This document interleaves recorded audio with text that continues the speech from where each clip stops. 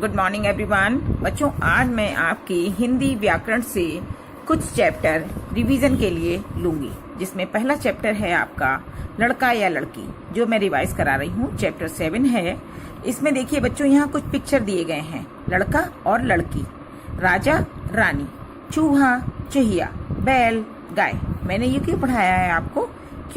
क्योंकि इससे पहले जब मैंने नाम चैप्टर आपको पढ़ाया था, तब मैंने बताया था कि सभी चीजों के नाम होते हैं, और जो नाम होते हैं वो लड़का या लड़की भी होते हैं। यानी सारे नामों में लड़का या लड़की भी होते हैं, है ना।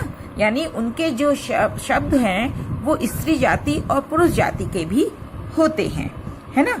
अब जिन शब्दों से हमें पुरुष जाति के बारे में पता चलता है, अब जैसे लड़का, तो इससे हमें पुरुष जाति के बारे में पता चलता है, या हम राजा भी बोल सकते हैं, है ना। अगर रानी शब्द बोलते हैं या लड़की शब्द बोलते हैं, तो इनसे हमें किसी स्त्री या औरत के बारे में पता चलता है।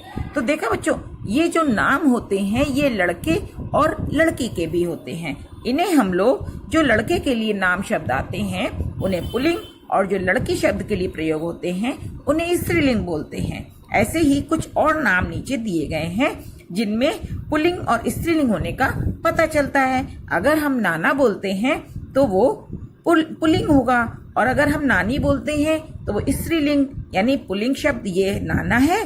क्यों? क्योंकि इससे हमें किसी आदमी या पुरुष या लड़के के बारे में पता चलता है, और जबकि नानी जो है वो स्त्री जाति के बारे में हमें पता चलता है कि ये किसी स्त्री जाति के लिए ये शब्द प्रयोग में आया है। इन्हें हम लोग स्त्रीलिंग भी बोलते हैं। ऐसे ही और शब्द हैं, घोड़ा घोड़ी, बकरा बकरी, चाचा चाची, दादा दादी, हिरन हिरनी, शेर शेरनी, हाथी हथिनी, बूढ़ा बुढ़िया, भाई बहन, पिता माता, राजा रानी। देखा आपने बच्चों। इसके अलावा भी ये कुछ एक्सरसाइज हैं जो आप खुद कर सकते हैं। यहाँ पर चित्र देखकर बताना है। लड़का पुरुष जाति का शब्द है ना। तो स्त्री जाति का शब्द क्या होगा? लड़की, है ना। लड़की को इससे मिलाना है। तो इस तरीके से आप समझ जाएंगे बच्चों कि क्या नाम जो है स्त्री जाति का है और कौन सा नाम पुरुष जाति का है। ठीक है बेटा, इस तरीके से आपको समझना है। अगर फिर भी आपको समझ में नहीं आता है, मान लीजिए मैं कुर्सी बोलती हूँ, है ना, तो कुर्सी किसके लिए शब्द इस्तेमाल में होगा आपको नहीं पता है, तो आप ये बोल सकते हैं, छोटा सा एक सेंटेंस बना सकते हैं, कुर्सी छोटी है ना, या ऊंची है ना। तो फिर क्या बोलेंगे? तो कुर्सी ऊंची है। अगर स्त्री जाति का शब्द है तब हम लोग ऐसे ऊंची बोलेंगे। अगर पुरुष जाति का होता तो हम लोग बोलते कुर्सी छोटा है ना। तो इस तरीके से छोटा सा एक वाक्य बनाएंगे, उससे भी पता चल जाएगा। या तो प्रश्न पूछेंगे या तो उस शब्द का प्रश्न पूछ लेंगे, कुर्सी कहाँ रखी है। अगर पुरुष जाति का होगा तो ऐसे निकलेगा कि कुर्सी कहाँ रखा है ना। तो कुर्सी कहाँ रखी है, तो इससे पता चल रहा है कि कुर्सी स्त्री जाति का शब्द है। ठीक है बेटा।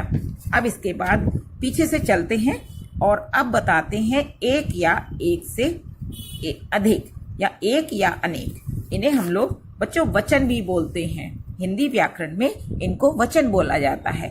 एक शब्द होता है, उसका अनेक शब्द भी होता है। लड़का एक है और लड़के अनेक शब्द के लिए इस्तेमाल में आया है। यानी जब एक व्यक्ति के बारे में बात होती है तो वो एक, और जब बहुत सारी संख्या के बारे में बात होती है तब अनेक उसको बोलते हैं।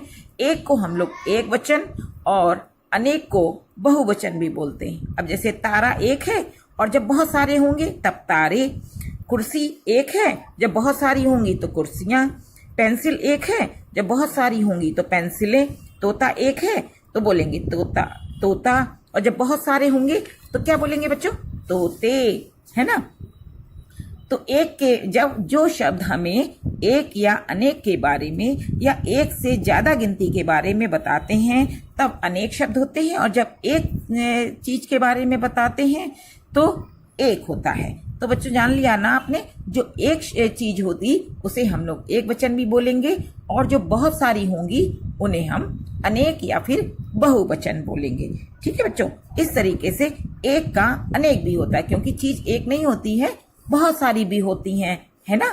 ऐसे ही जैसे आम और बहुत सारे होंगे तो आम ही बोलेंगे, उन्हें आमे नहीं बोलेंगे। ठीक है बेटा, कुछ शब्दों के जो अनेक शब्द होते हैं वो वही रहते हैं। ठीक है, अब जैसे गुब्बारा है तो गुब्बारा का अनेक शब्द क्या होगा? गुब्बारे। ताला का क्या होगा? ताले, है ना। इसी तरीके से जब अनेक चीजें होंगी तो उनके शब्द थोड़े अंतर हो जाते हैं। तो जिन शब्दों से हमें उनकी संख्या के बारे में पता चलता है उन्हें ही हम एक और अनेक बोलते हैं। ठीक है बच्चों, अब चलते हैं आगे। शब्द, शब्द क्या होते हैं बच्चों? मैंने आपको बताया है कि आपके आसपास बहुत सारी चीजें होती हैं और उन सब के नाम होते हैं। तो देखा बच्चों आपने कि हर चीज का एक नाम है। शेर का भी नाम है, सब्जी का भी नाम है और पक्षियों का भी नाम है, पेड़ पौधों का भी नाम होता है। ये पेड़ है और छोटा होगा तो हम लोग बोलेंगे ये पौधा है। खिलौनों के भी नाम होते हैं। तो आप अपने घर में भी देखेंगे तो बहुत सारी चीजों के नाम होते हैं और इन नामों को ही हम संज्ञा शब्द बोलते हैं, है ना। चलिए अब आगे चलते हैं। अब यहाँ पर आते हैं, ये क्या है? शब्द रचना। बच्चों मैंने आपको सबसे पहले तो अक्षर ज्ञान कराया था जब वर्णमाला पढ़ाया था, है ना। उसके बाद अक्षर को मिला मिलाकर शब्द बनना होता है। अब जैसे मान लीजिए फा और ला मिला दिया तो बनेगा फल।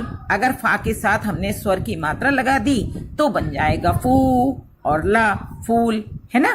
इस तरीके से वर्णों को मिलाकर शब्द बनाते हैं। शब्द बोलते किससे हैं? मान लीजिए आपने 2 शब्द जोड़े या 3 शब्द जोड़ लिए। अब मान लीजिए कमल, आपने 3 शब्द जोड़े और इन तीनों को क्या बन गया जोड़ने के बाद? कमल। कमल एक फूल का नाम होता है ना। लेकिन अब माला का नहीं मिलाएंगे। क्यों? क्योंकि जब हम अक्षरों को या वर्णों को मिलाते हैं तो उनके मेल को ही, उनके मतलब सार्थक मेल को ही हम शब्द कहते हैं। उल्टे सीधे जिनका कोई अर्थ ही नहीं निकल रहा है ना, तो उनको हम शब्द नहीं कहते। अब जैसे मैंने आपको बताया अभी मलक अगर कहेंगे तो मलक कोई चीज नहीं होती है, उसका कोई हमें अर्थ ही नहीं समझ में आता है ना। वो निरर्थक शब्द होता है, यानी बेकार का शब्द होता है। अगर कमल बोलते हैं तो इसका एक हमें अर्थ समझ में आता है, सार्थक मेल होता है। यानी शब्दों को जब आप मिलाएं तो ऐसे मिलाएं कि उनका जो मेल बने उससे कोई हमें अर्थ भी मिले। उन्हें ही हम, यानी वर्णों के सार्थक मेल को ही हम शब्द कहते हैं। ठीक है बेटा।